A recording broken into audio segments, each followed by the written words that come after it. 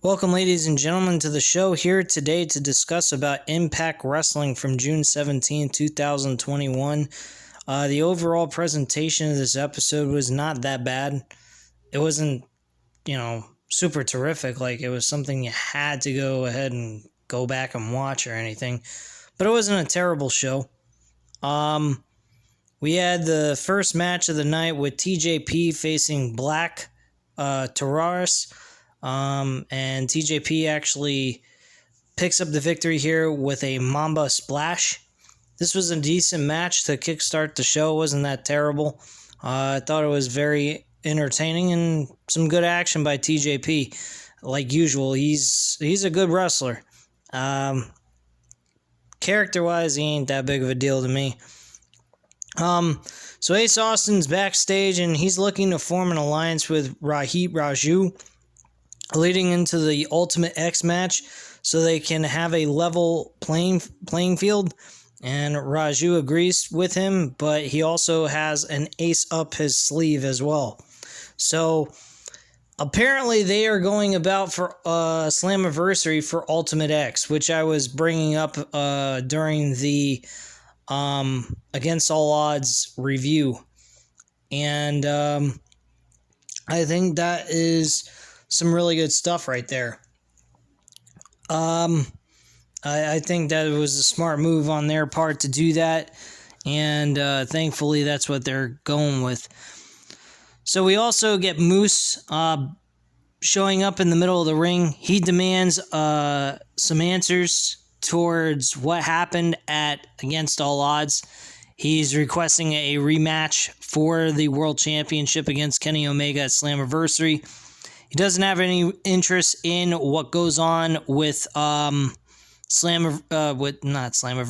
Callihan, and he doesn't really give a shit about Sammy Callihan one way or the other.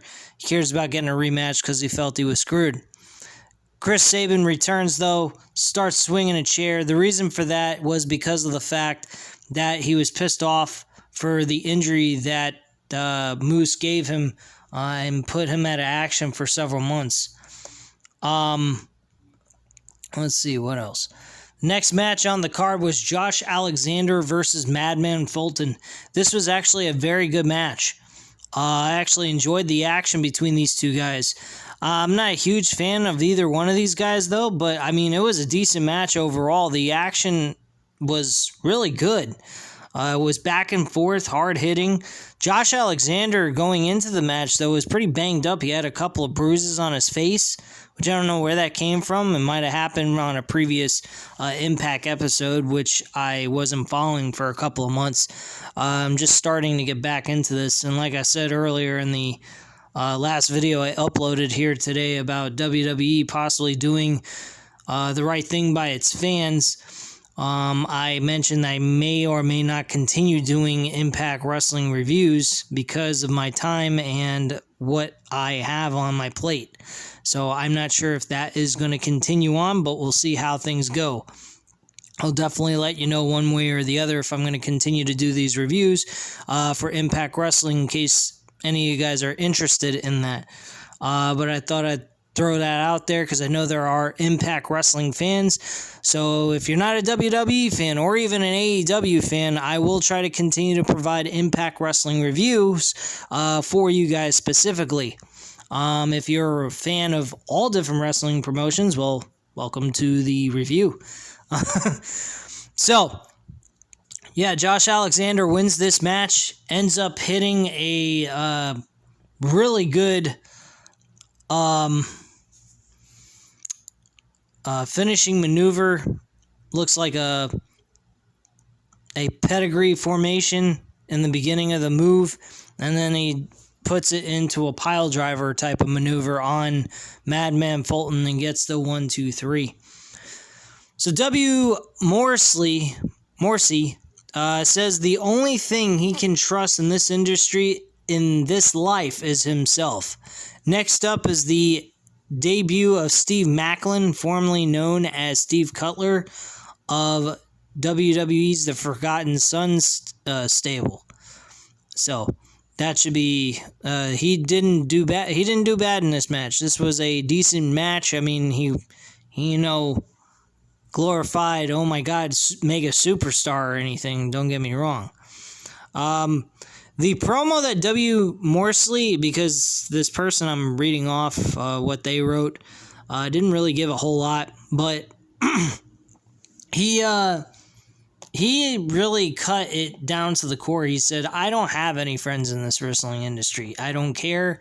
My interest is just going ahead and being the absolute best and only counting on myself at the end of the day. So that was pretty much what he had to say in that interview. There were some other segments I skipped over. I apologize. Let me go back. Ace Austin attacks Josh after the bell. Josh Alexander, and Petey Williams comes down to even the score. He goes to hit the Canadian Destroyer, but Rahit Raju hits him from behind. Trey Miguel is out there next, and he's on fire as well, hitting all kinds of maneuvers on different people. This is after the Josh Alexander Madman Fulton match. A wild Shera appears, and he attacks Trey and Petey before Josh gets in his face. Shera chokeslams the X Division champion onto his knees. Pretty devastating maneuver, by the way. I'm guessing this was Raju's ace in the hole, more than likely. Shera, Austin, and Fulton they hold their arms up in victory at that point. We also get a segment backstage with Deonna Purrazzo grilling Kimberly and Susan because their plans haven't been going well for the last few months. Susan thinks that she wouldn't be champion without them, but this just leads to Deonna saying she doesn't need either one of them at this point. And that's where that segment ended. So the next thing after all that was Steve Macklin, who's formerly known as Steve Cutler, going up against Page, and he ends up winning this match decisively. The tension also continues to rise between the tag team partners of Rachel Erling and Jordan Grace. Jordan Grace more than likely is going to become a heel in this situation. So you definitely are going to see her start playing dirty. So we also have a segment backstage with Don Callis. He says if you have siblings, you understand that you may squabble, but at the end of the day, you work things out. He and Scott D'Amore have different skill sets, which has worked well to revive Impact Wrestling. But the problem with Scott is he's too emotional and gets overly attached to the talent, while he sees them more like the numbers on a spreadsheet. It's not the first time they have talked about firing Sami Callihan either. So he isn't too worried, though, about the Anthem executive. He's expecting them to come and thank him for getting rid of Callihan, come bearing gifts because he got rid of a problem which should have been dealt with a long time ago. So,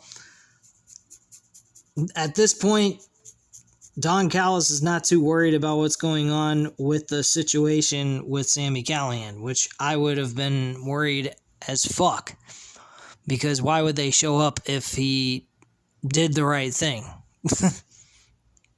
Obviously. This whole show, Don Callis looked like a fucking idiot, in my personal opinion. Rachel Erling versus Tennille Dashwood. Tennille Dashwood actually wins the match with the assist of Caleb with a K. This match was not that big of a deal. So, big deal. Fire and Flava are harassing cleaners and backstage staff by getting them to say they are the best Knockouts tag team of all time. Rosemary and Havoc, though, show up having something to say about that, and it quickly escalates, and they dump Kiera Hogan into the trash. I found this very, very funny, and the funny part of it was when they went ahead and threw her inside the trash can, they found a plastic bag with Mickey's name written on it. Now, I don't know if this is a sign that Mickie James is returning to Impact Wrestling, or this was just a spoof on what WWE did to their former talent. I don't know if it's one or the other. More than likely, it's probably a sign that she's going to be showing up to Impact Wrestling. So that's definitely taking place. The one thing I dislike about this whole idea of Rosemary and Havoc is Rosemary has competed for the Knockouts Women's Championship several times and have been losing most of the time. She has not won the title once against Deonna Purrazzo. So why is she getting a tag team championship opportunity when her and Havoc have not really earned that opportunity? I'll tell you why. Because the Knockouts division, like in WWE's women's tag team division, there is none. So they just went with any other tag team they could go with to give them a reason to defend the tag team titles. That's pretty much that. So we had Satoshi Kojima going up against Rhino in a one-on-one match. If Kojima actually won the match against Rhino, then Eddie Edwards and Kojima would get a tag team championship opportunity against the Violent by Design. They have the third bird rule, whatever that fucking thing, where if you have a faction, they have the tag teams that can switch the tag team partners to defend the titles during that night. The Freebird rule, not the Firebird rule. Sorry. Immediately after the match is over, we go to Josh Matthews and D'Lo Brown. They're talking a little bit about the future matches that are going to take place next week, and also talking about what's coming next for the last segment of the show. Sami Callihan starts talking on the mic and ranting and raving about being fired. Security jump in to get him out, but he won't leave. Scott D'Amore enters and calms him down enough to disappear with a ICU flash. Yeah, that's right, folks. He disappears with a button, which I think is a little awkward, but whatever. It's better than what fucking Alexa Bliss has been doing lately. Controlling people's minds, having dolls can do supernatural shit, and all that abnormal garbage. So Don Callis is quick to make his presence known and gloats a bit, and Tommy Dreamer shows up later on in this promo, and he reveals that Anthem Sports executive is him, which I think probably everyone knew that if you really follow in deep of who's the, business names within the companies, the positions within the companies and all that shit. So if you didn't know, now you know. Not to sound like Hit Row from NXT, but you get my point. So at that point in time, it's announced that Dreamer has officially fired Don Callis and reinstated Sami Callihan. So we are going to get the Kenny Omega Sami Callihan matchup for the World Heavyweight Championship at Slammiversary. Now, where does this leave Moose? That is probably going to be addressed later on in another episode in the future. Probably by next week, I'd imagine.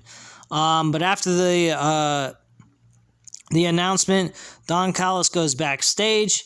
He's greeted by Sami Callihan. He says, "Look, man, don't kill me. I'm not officially gone yet. We don't know that yet." And he says, "Oh, Callis, don't worry about it. I'm not going to kill you. That'd be too easy. Just go ahead and send a message to your boy, Kenny Omega, because the next time he sees me, I'm going to bash his freaking face in." And that's how pretty much the episode goes off the air. My attitude on this: the ending was terrific. I loved what they did here. I like what they're doing with Sami Callihan. Do I believe Sami Callihan will win? Not sure on that yet. There's still a possibility Moose could win the World Heavyweight Championship than Sami Callihan. And I probably would go with Moose over Sami Callihan, and here's why. Sami Callihan had a run with the World Championship. Moose has not. We have yet to see Moose actually win the World Heavyweight title. The official World Heavyweight title. Not the TNA World Heavyweight Championship that was popular back in 2000 and the the 2000s and into the 2010s. Okay, that's not what I'm talking about. I'm talking about the Impact World Championship. So I think that might be a possibility, or they may give the title to Sami Callihan to ultimately defend it at Bound for Glory against Moose, and for Moose to win the championship against Sami Callihan. That they could possibly do. I would be okay with that idea as well. I wouldn't have an issue with it. You could always have Moose go on a tear, make him really pissed off about the situation that he wasn't getting a title shot at Slammiversary. They suspend him for a couple of months, take him off TV. He comes back, he gets on a winning streak, and then ultimately they have no choice but to give him a world championship opportunity against Sami Callihan, and Sami loses the title to Moose at Bound for Glory. That I would be okay with. That wouldn't be a bad idea. So if they go that route, I'm okay with it. So at this time, guys, you know what to do. Hit the like button if you like this video. Hit the subscribe button if you're not already subscribed to the channel. And of course, as always, leave a comment down below. I'll definitely get back to you on that. And I thank you guys very much for watching. Have a great night, guys. Bye.